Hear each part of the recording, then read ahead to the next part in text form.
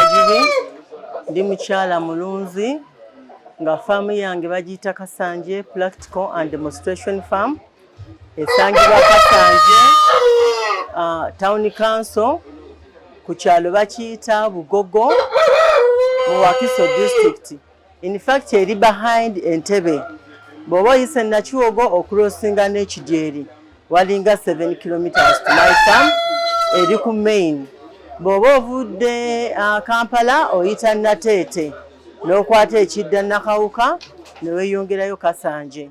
Bw'otuuka e Kasanje, n'oyitamu n'ogenda ku kyalo kye bayita Bugogo farm eri ku main. N'ekirala, ku farm yange eyo ndi mukyala mulunzi, nzirunda nga business, era breeding kye tuyita breeding. Nzaaza breeds n'entunda, ennume ze naimportinga, embizi emmyufu gye bayita Duroc. Nzijjako semen. Semen gwe nzijjako mutunda abantu bamukozesezza okutumbula endyo zaabwe. Era nyina ne semen ow'ennume ezo ze tukozesa ku kambula. Ennume ze tukozesa ku kambula nazo era bazikozesezza okutumbula endyo zaabwe abantu. Ate era mbreedinga n'entunda n'enkazi ezo.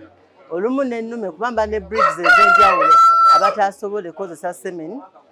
Omulimu gwange ogusinga ku Mbizzi ku breedinga na kutunda breeding stock ne semen ga homutadde.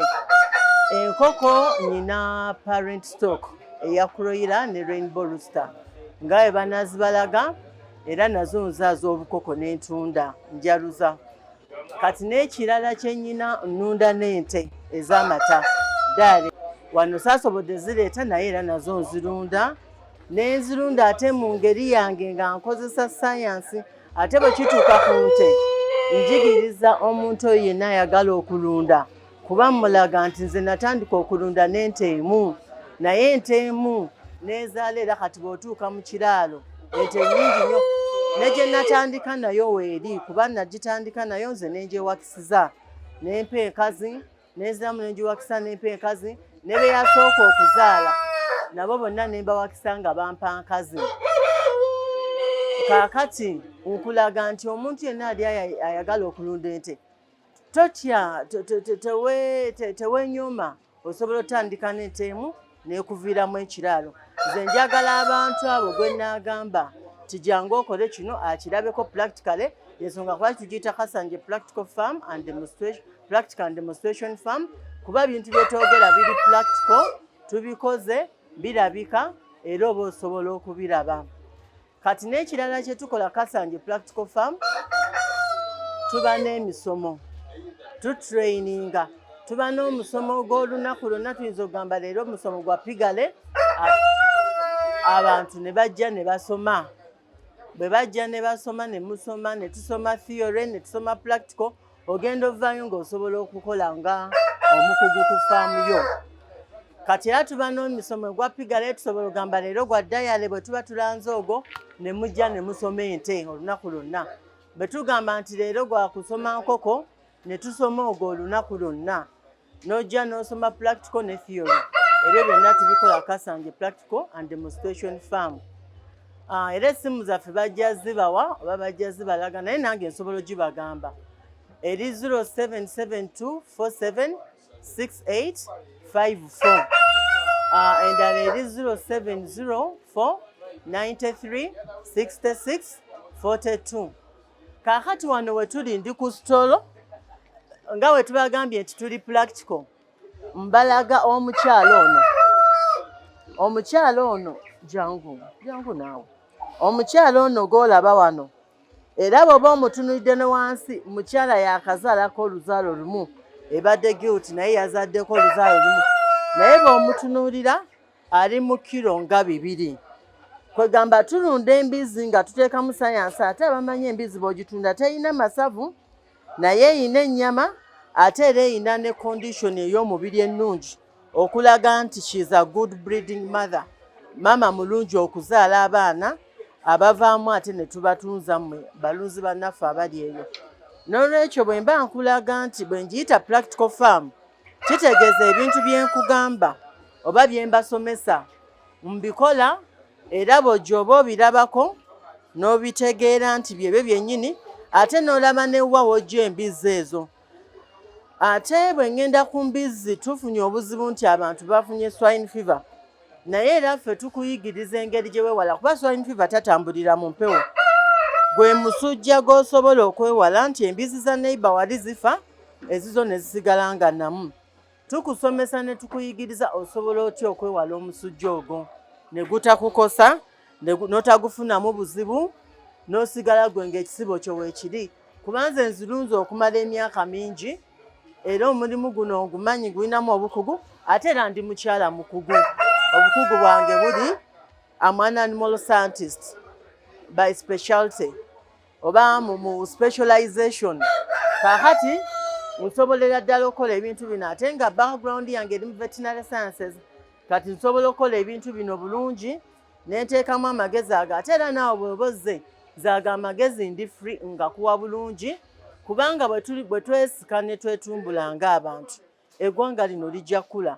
Nze amagezi segangasa oba sigange nga ngayina omu gangasa nga waliwo abalala abagatutte nabo ne beezimba ate ne bavayo nze buli lwojja n'oŋŋamba nti osobodde okukola kino kuba nakuwa amagezi ly'essanyu lyange.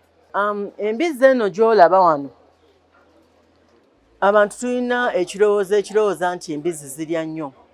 Embizzi kye kisolo ekirya akatini ennyo era abamu bwe muba muzze mu misomo gyaffe egyo kye tusooka obayigiriza endiisa y'embizzi. Bw'oba oliisa embizzi ogiriisa mu ngeri nti to compromisinga nutrition for profit, nti oba olaba nti nno profit gy'onoofuna mu mbizzi. Abamu bamanyi okugira ebyendiisa n'agiriisa bubi afunemu naye gy'okoma ogiriisa obubi ng'olowooza ofunamu ate oba weefiiriza ng'omuntu. Kati embizzi eno gy'olaba obukulu bwayo bwe nkugambye eri mu mwaka gumu naye esobola endiisa gye tugiwamu eri olunaku lumu eri omulundi gumu mu lunaku. Eri emmere yayo ku ssaawa 3 mu ddakiika nga 5 ku 10 eba egimazeewo n'enywa mazzi paka nkeera teddamu kulya kintu kyonna. Enywa mazzi nakwebaka neefuna obudde obumala okudigestinga emmere yayo. Naye bwe tuba tuliisa tutabula emmere tetugiwa maize bran ng'abamu bwe bagamba. Tugiwa maize bran nga tutabuddemu akalungo. Tuyina akalungo ke tutabulamu oluusi tutabulamu akalungo ka cowdice n'oluusi tutabulamu akalungo kafaako aka diatom earth. Diatom earth oyo mulungi ayinamu ebirungo ebirungi, ayina minerals, tuyina micro ne macro elements byonna ayinamu ebiri.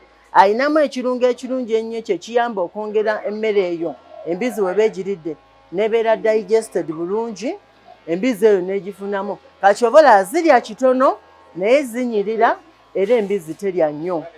Ate era mu kuliisa kuno njagala ngamba abantu embizzi terya bibi nga bwe tukimanyi nti ebikyamu embizzi byerya. Ate era ogiwa amazzi mangi 24 hours mu mbizzi yenna alunda embizzi. Bukulu nutrient emu kwesinga obukulu mu mbizzi mazzi. Galina okubaawo nga mayonjo. Amazzi g'embizzi tetumala gaddugaza ozigawa, tuziwa mayonjo 24 hours. Kakati era bwe tuziwa amazzi ago embizzi zino bwe tuba tuziriisa okusinziira ku body condition yaayo, tugisiriisa okusinziira ku breed, tugisiriisa okusinziira ku bukulu bwayo, ne tugiriisa n'okusinziira ku breeding regime. Breeding regime ntegeeza bw'ebanga enkazi ogitegeka ngo tezaalangako ng'egenda kujja mu musalo, engeri gy'ogiriisaamu n'esobola okuleeta amagi mangi n'ekuwa abaana bangi. Bw'eba enkazi ng'eriggwa kebuzaayo mwezi kumwezaale, tulina endabiro enjawulo gye tugirabiriramu n'esobola okukuwa obwana nga bungi, n'esobola okuwa obwana nga bulina sayizi ennungi, ate nayo n'eba ne byetegekedde mu mubiri byeneekozesa okugiwa amata, tebulwa mata. Kaakati era n'ekirala tukuyigiriza embizzi eno bw'oba bakagiwakisa ogiriisa otya obwana ne butafa ne tusobola okuvaayo mu maaso. Byonna yenna ebyo tubisomesa era ne tugenda mu maaso ne tukusomesa n'ennume ogirabirira otya. Ennume etandika ddi okuwakisa okulinyira, ate bw'eba etandise ogiriisa otya, ogitandisa otya ku mukazi. Kuba oyinza ogiwa enkazi egisinga obunene neegezaako okulinyira kasita bigaana teddamu kulinyira bulamu bwayo, emanya ebintu bizibu ng'ebivaako. kati ebyo ne byonna tukuyigiriza omusomo omuwanvu nnyo tukuyigiriza enzimba z'ebiyumba ne tukuyigiriza endiisa ne tukuyigiriza okujjanjaba ne tukuyigiriza okumanaginga breeding hard oba ekisibo kyo kyozaazaamu nga tukozesa science. Nga njagala oba okumaliza njagala nkubira abantu omulanga nti muteeke science mu kulunda ensolo zammwe. Ekituganya okufunamu tetuteekamu science tuliisa buliisa. Science ono waali tusobole omukozesa tumbule okulunda kwaffe ate tusobole okufuna ekisingawo. N'enkoko zino bw'oba oziraba zino ziri wano eno parent stock naye mulimu ne sekoko zino sekoko si nkoko naye byonna tubirunda n'enkofu byonna wojja Kasanje practical farm obisangayo. Eno parent stock tugizaazaamu ziri imported zituwa amagi ne twaluza ne tutunda obukoko eri abo ababa bwagala. N'ensonga eyo bannange njagala bakoowoola mujje mutugabane amagezi gano tusomesa ku kasente kaba katono naye ojja n'oyiga. Kati eno bw'oba ogyagadde leero ogintwaleko n'omukyala oba onsasula sente ntono okusaba obukadde 2 ono bw'oba onoomutwala naye bw'ojja ku farm enkazi envubuka bw'eba efunye eggwako yo standard price tugitunda kakadde kamu kitundu bazigula bazibuukinga n'esigala nga siina. Actually ne mujida wabadde omukazi ankubira ne mugamba siina order zennyina nnene ez'enkazi ez'amawako. Era nze njagala okubira naddala abakyala abali eyo omulanga. Simanyi lwaki abakyala tukaaba obwavu. Nze ndi mukyala munnamwe. Omukyala yenna kasita wekkiririzaamu n'omanya nti ndi mukyala mbakubira omulanga n'ojja n'ovaayo n'oteeka amaanyi mu kyonna ky'okola. Bw'oba tosobodde genda olunda omwami tajja kugaana kulundira waka. Bw'onoolunda n'oteekawo n'olaba nga amaka olina ky'ogongerako omwami oyo ajja kuwa ekitiibwa ajja kuvaluwinga. Nze ndi mukyala agamba nti embizzi zino n'ebisolo endala ze nnunda zinfudde ekyenjawulo mu ngeri y'ebyenfuna buli kirungi nsobola okyetuusaako ate n'abaana bange ne famire olw'okuba nnunda. N'olwekyo abakyala mujje tulunde mujje mbasomese mulunde. Faamu esangibwa Kasanje oyita Nakawuka Kasanje kiri mu Wakiso district. Bw'otuuka e Kasanje ku roundabout oyitamu Buyisi n'ogenda n'okwata ekkubo erigenda Bugogo obabuuza Bugogo oba lye lyekkubo erikwata Bubebbere naye olivugako oba olinya boda. Bw'otuuka mu Kasanje town oba olinya boda ya 200 okutuuka ewali faamu bayitawo Bugogo town. Bw'oba ovuga Bugogo town ng'ogimalako ku mukono gwo ogwa left osangawo akapande ka yellow kampi katonotono naye kaliko ekigambo Kabugo Cross. Akapande ako kakyama ku faamu era bw'okyama oba olaba faamu weeri.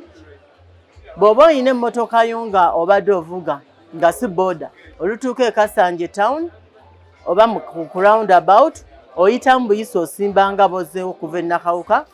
Bw'otuuka mu katawuni oyita ku kigo ky'Abakatuli kye bayita Buyege.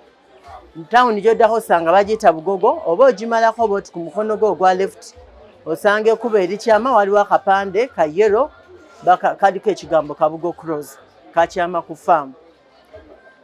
Mpozi n'ekirala kye nerabidde bagamba tusobola tuwa ne services mu consultancy services nti bw'oba oyagala okudevelopinga business plan mu farming okola farm planning ebyo byonna tubikola okola design z'ebiyumba n'ebirala ebyo byonna osobola okujja Kasanje ne tubikuyamba ne tubikolera. Kankulagirire ng'ovudde Kampala mu taxi park genda mu old taxi park olinyweze Kasanje zibaamu. Bw'oba ovudde Nateete era ne Nateete mu paaka zibaamu. Kati taxi ekutwalira nusu kakaaga okutuuka e Kasanje mu town era weekoma naawe wooviirako e Kasanje town. Kati okutuuka e Bugogo farm weeri ku kyalo kye bayita Bugogo bakutwalira wakati w'2,000 ku 13,000 borders ezo zeekujjako. N'olwekyo oba otuuse wonna together okozesa nusu kendo okutuuka ku farm okuva e Kampala.